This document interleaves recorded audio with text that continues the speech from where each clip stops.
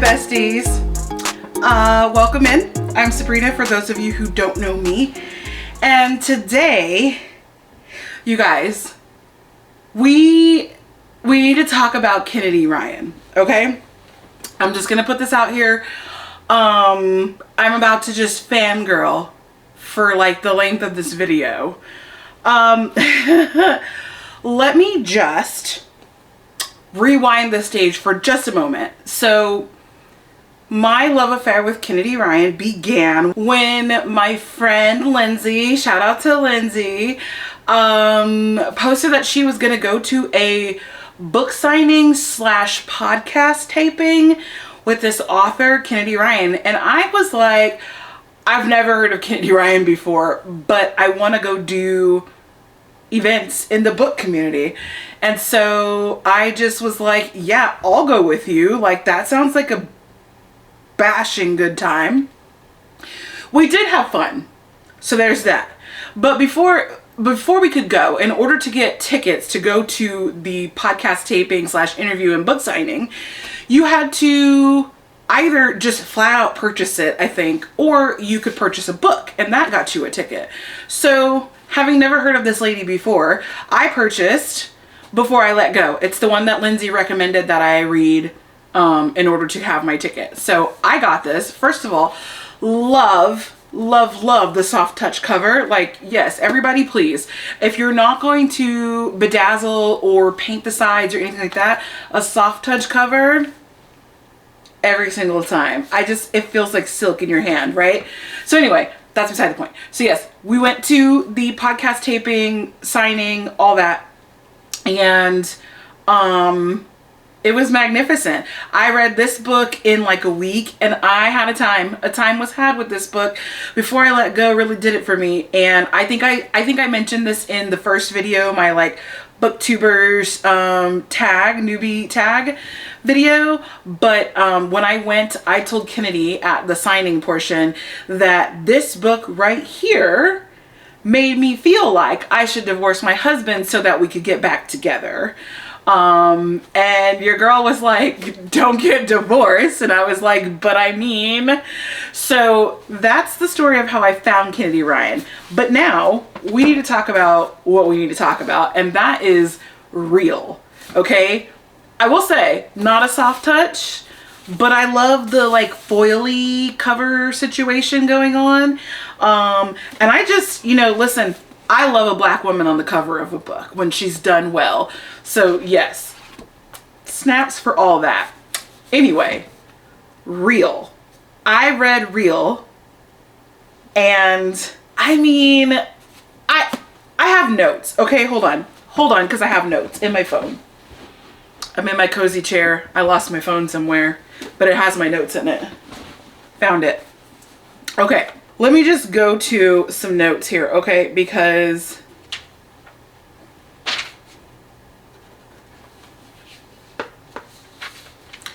let me just talk about Kennedy Ryan in general before we get into the book, right?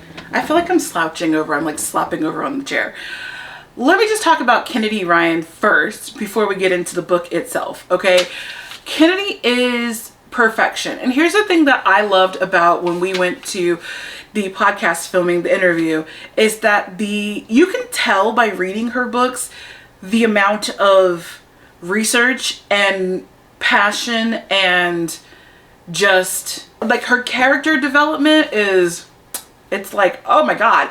And like the way that she talks about love and relationships with all the real shit that goes on in it, and not just using like a deus ex machina to move the story along. Like, she really pulls you through it. Like, she pulls you through real world shit and manages to bang out an incredible like romance for the ages. And I mean, Real was a lengthy book, but it wasn't that lengthy. So it's 460 pages. So for the journey that we went on, to have only taken 460 pages, and for me to be able to feel it like so thoroughly, I mean, hats off, girl. I would like to consider myself somewhat of a writer. I've not published a book, but I have written things. I could never be on the depth that she's on. So I just want to say thank you for like pulling that depth. And like on top of that, she writes characters of color, primarily Black characters, but she does not write it from a perspective of trauma, which you see way too often in books, in media about Black people. And I don't personally enjoy reading Black people trauma books. Like, I'm already Black by myself. I already have the trauma in my life. I don't want to read about that. Some people love that, and hey, hats off to you, but I don't. So I just truly appreciate being able to read about Black people in real life situations, going through real things, but that are not very specifically Black trauma. You know what I mean? Like, let's have the trauma, but not Black trauma. Like, let's have the real, like, everybody's trauma that everybody goes through. Like when you get like, you know, a terminal disease or whatever it is, and that's something that is experienced by people of all races, not just Black people, right? So I don't want to read the book about the police pulling over a Black person and that Black person no longer being in existence. That's Black trauma. I don't want Black trauma porn. And so I just really love the way that she approaches writing about characters of color, specifically Black people who are going through everyday things that everybody goes through. And so, yes, thank you, girl. Thank you for that. So, Real, okay? I want to say no notes, but I do have notes. They're just good notes. So let's just briefly, Real is a story about a woman. She is on Broadway and then she gets discovered to come star in a movie. It's a biopic of a Black singer, jazz singer from back in the day. And the director whose project this movie is, obviously is the male romantic lead, and you know that's a little bit taboo. Like the director, the director and the starlet, right? But he discovered her. He insisted that she be cast. They enter into a relationship, love affair, whatever you want to call it, and then I'm reading the back of this because I don't really want to spoil it, but it says forbidden attraction, scandal, and circumstances beyond Neva's control soon put her dream in jeopardy. So the circumstances beyond her control. If you don't want this book spoiled, I mean, this is going to be a very soft spoiler, but if you don't want spoiler at all, just like hold on for 5 seconds, okay? I'll call it the circumstance beyond this, but ready? She gets diagnosed with lupus, so it is now a sometimes terminal disease, okay? All right, you guys, come back. All right, the soft spoiler is over. So the circumstance comes about and they start going through it. And, you know, he's like, you know, I want to be with her. I have these feelings for her, but the last time I was with a starlet, it did not go well for my career, blah, blah, blah. And she's like, you know what? People are going to talk about me, whatever. I don't care. And so it's just back and forth and like, I don't know. But the book was perfection. The story was so good. So yes, there's spice in this book. As far as I know, there's spice in all of her books. But it's not just the spice, right? It is the build up to the spice. Like sometimes she like takes you there and then she pulls you right back and you don't get to go all the way. And I'm like, girl, why did we stop? But it's like the build up to the spice is just so freaking good. It like pulls you into the relationship where you are like, I'm going to pick a fight with both of y'all tonight. Both, you know, Neva and Canon. Canon's the male lead. I'm gonna pick a fight with both of y'all tonight if you don't get it together. Like, I'm a third in this relationship. It's now a throuple, because that's how I be feeling when I'm reading this. Her books just make you feel feelings. Okay, that's what I want to say. let me pull up my notes because Lindsay is my Kennedy Ryan friend. And so I'm going to pull up what I text Lindsay while I was reading this book. Okay, the first thing that I text her, hold on, because I want to read you guys this little bit of the book because I said, Kennedy wild for this one. I'm going to tell you what I text her. Okay, so the friend that kind of introduced Neva and Canon, or Canon to Neva, just asked if he could give Canon Neva's phone number. And so this is right after that happened. This is Neva's chapter she's narrating. She said, "Oh my God, I can't go on a date with Canon Holt with a furry What if my brain explodes at the thought of sex with that huge man? He would break me. It would be fantastic."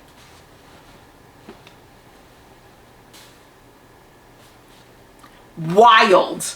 Okay, so I text that to Lindsay. That was the first thing that I said to her. That's fairly early on in the book. The man was not asking her out on a date. He was asking her to be in this movie. But anyway, and then I said, "Girl," and not her sister and her fiance, which fiance while in high school is already wild, but not them having a baby on her. Kennedy. At one point, I said, "Listen, I don't know where this is headed, but Neva and Canon been f***ing like rabbits at every opportunity, and now Neva feels nauseous. Girl, if she's finna find out she's pregnant, I'm throwing this damn book across the room." So those were my notes to Lindsay. There were a couple more, but like, you know, I'm not gonna tell you the whole book, right? So this book, 10 out of 10, right? I said it, 10 out of 10. You can see that in my February Reads video. I gave it a 5. It's a 5-star. And Kennedy, listen, I'm rooting for everybody black, right? That's going to be every day, all the time. But that's not even it. It's not like Kennedy Ryan is like the best black romance author out there. I mean, she might be. That's not what this is. Her writing just does things for me. It makes me feel the feelings every single time. She is an auto-buy author for me at this point. Honestly, I'm gonna trophy all of her books. I've read 3 of them. I read one on my Kindle, so I need to go back and buy that one. I've only read 3 of her books, and I'm telling you right now, Kennedy is it for me, okay? She's my all-time favorite romance author at this point in my life. She's an auto-buy author, and she just happens to be black. So, you know, I love that. I love that for her. I love that for me. She is an author where I want the physical book feeling when I'm reading her book. Like, it just hits different, and I need that. Like, I read one book on Kindle. That ain't gonna be it for me. I want it physical book. I also was just thinking about this, and I'm gonna be honest with you.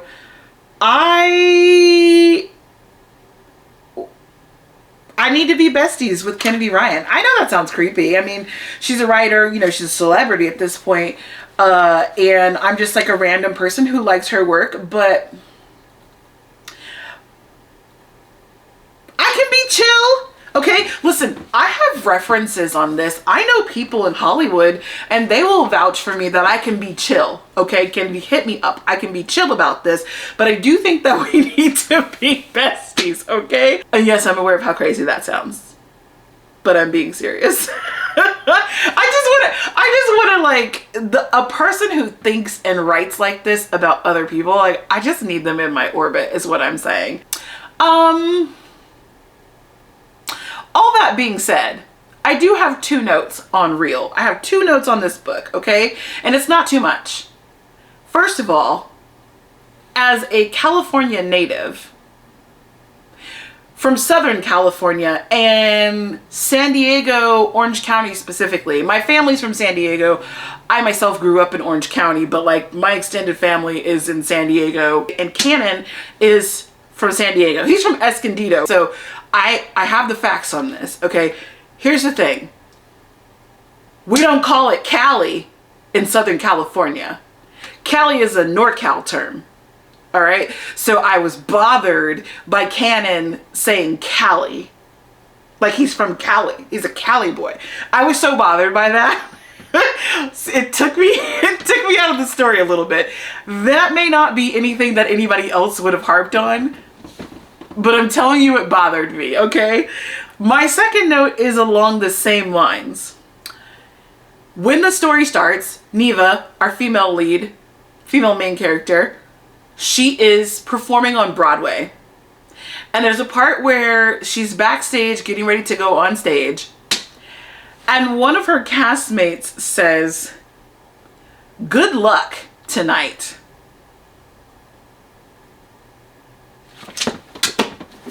Bro, anybody who's been in the theater, anyone who's a thespian like I am, will tell you that you never, ever, ever, ever, ever say good luck. We don't say good luck. It's break a leg. Saying good luck is in fact bad luck. You've ruined the entire show for everyone in the cast and crew, okay, by saying good luck. It is break a leg. I am a certified indoctrinated thespian. I have a thespian troupe that I belong to. I put in my hours to be a actual inducted thespian, and I am telling you this as much as I'm telling you about California, even more than I'm telling you about California not being called Cali when you're from San Diego. Do not say good luck. It's break a leg. Okay, so those are my only notes on the book though. But you know, she did a really good job on the Hollywood backlot, that kind of stuff. It was just those two minor things. But beyond that, I mean, we might as well have had no notes. I just personally have like 2 notes, you know, whatever. But beyond that, I mean, Kennedy Ryan is that bitch. So if you see her book on the shelf, purchase it, and email her and tell her that Sabrina told you to buy it, and you bought it. Okay, I'm gonna start the street team. Just okay. I'm gonna stop. But listen, honestly, Real by Kennedy Ryan. You will not go wrong with this book. It is everything that it needs to be. The spice is perfect. The lead up to the spice is even perfecter. The character development is incredible. The love story is just, it's there. It's grand. It's everything that you need. And the only way this could have been better is if there were more. Not necessarily in this book, but like a book 2 of these two. I want to see what happens to them next, okay? All right. That's my very short, not at all in-depth review of Real. And also just like a love letter to Kennedy Ryan, because that's how I genuinely feel. And we're going to thank the sponsor of today's video, Lindsay, for getting us into Kennedy Ryan territory in the first place. So, all right. Thanks for dropping by, y'all. Like, subscribe, hit the bell, all those things. And I will see you in the next video.